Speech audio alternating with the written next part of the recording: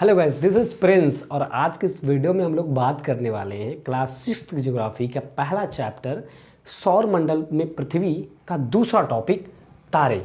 यानी आज हम क्या जानने वाले हैं? आज हम जानने वाले हैं तारे क्या होते हैं।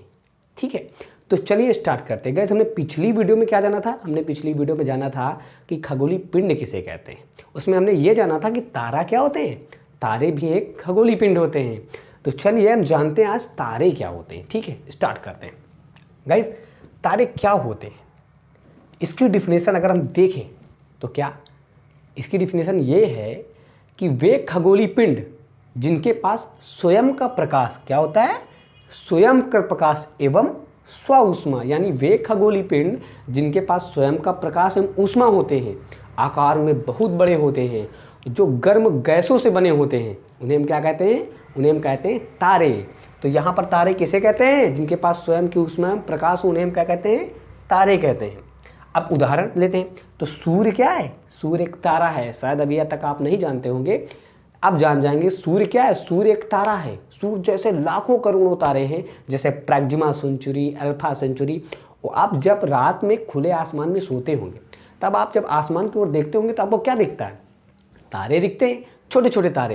लेकिन अब तब आप ये सोचते होंगे कि यार ये तारा इतना दूरी पे है, ये तारा और सूर्य तारे में इतना अंतर क्यों? इसकी गर्मी हमें महसूस होती है, लेकिन इन तारों की, छोटे छोटे तारों की जो है हमें गर्मी महसूस नहीं होती। दरअसल इसके पीछे का रीजन क्या है पता है? इसके पीछे का रीजन है दूरी। यानी जो तारे सूर्य से बहुत दूर हैं वो हमें क्या छोटे दिखाई देते हैं। सूर्य नज़दीक है पृथ्वी के, इसलिए हमें बड़ा दिखाई देता है। हो सकता है वो सूर्य से भी बड़े हों, लेकिन वो दूरी होने के कारण, उनके हमारे बीच डिस्टेंस अधिक होने के कारण क्या हो रहा है? वे छोटे दिखाई देते हैं। इस पर हम फैक्ट में देखेंगे आगे वीडियो, आगे जो हम इस पर चर्चा करेंगे। तो हमने क्या जाना? हमने जाना कि तारे क्या होते हैं, मतलब वे खगोलीय पिंड जिनके पास स्वयं के ऊष्मा में प्रकाश होता है, बड़े आकार वाले होते हैं, गर्म गैसों से बने होते हैं, बड़ी मात्रा में अपना प्रकाश उत्सर्जित करते हैं, उन्हें हम क्या कहते हैं? तारे कहते हैं। जैसे सूर्य, प्रैक्सिमा सेंचुरी, अल्फा सेंचुरी।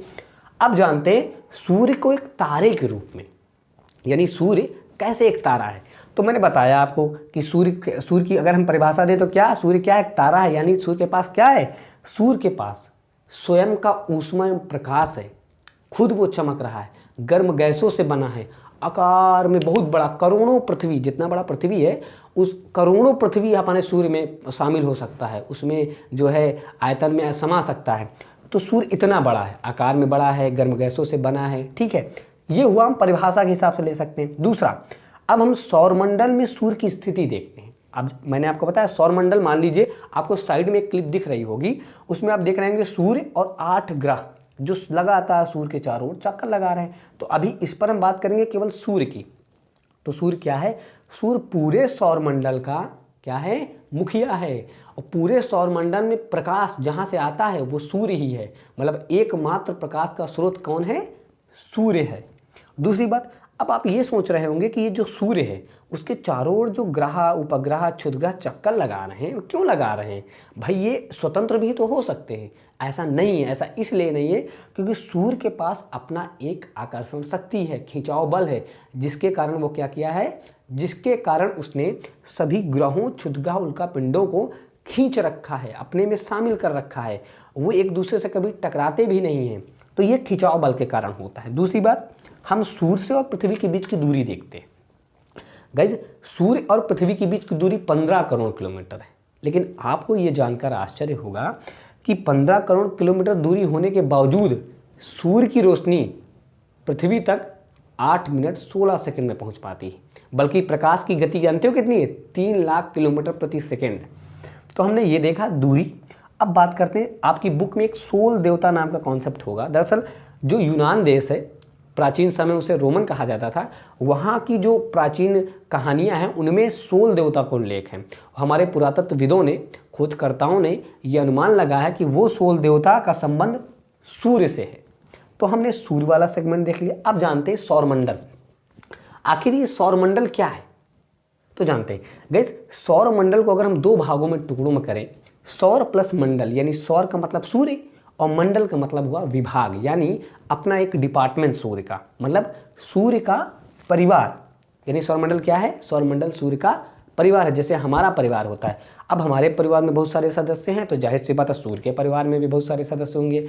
उनमें उसके परिवार में कौन सदस्य है? उसके परिवार में ग्रह हैं, उपग्रह हैं, क्षुद्रग्रह हैं, उल्का पिंड है और छोटे छोटे टुकड़े हैं चट्टानों के। वे सब क्यों हो गए?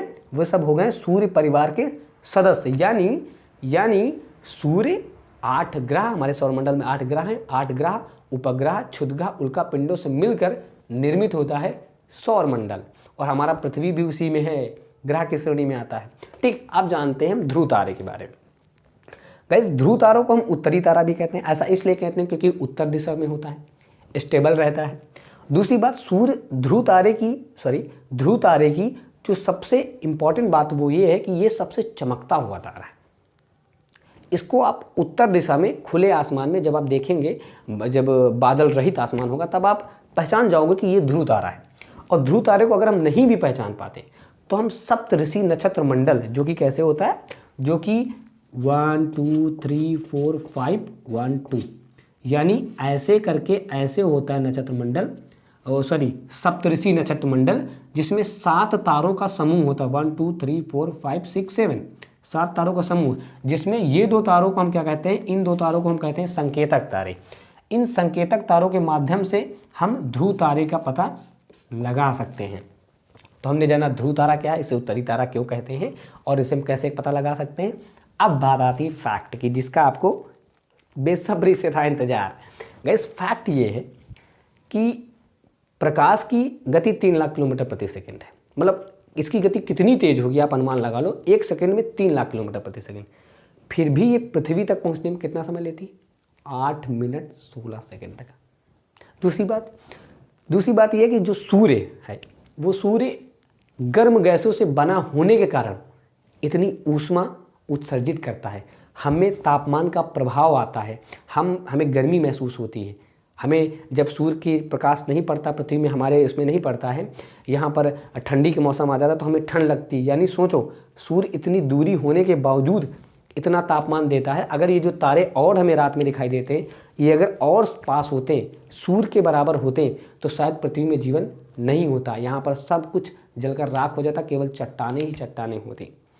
आई होप आपको ये तारे वाला सेगमेंट पूरा समझ में आ गया होगा। अगर नहीं समझ में आया तो आप कमेंट कर सकते हैं, हम रिप्लाई देने का प्रयास करेंगे। चलिए मिलते हैं नेक्स्ट वीडियो में नेक्स्ट टॉपिक के साथ। तब तक के लिए बाय बाय।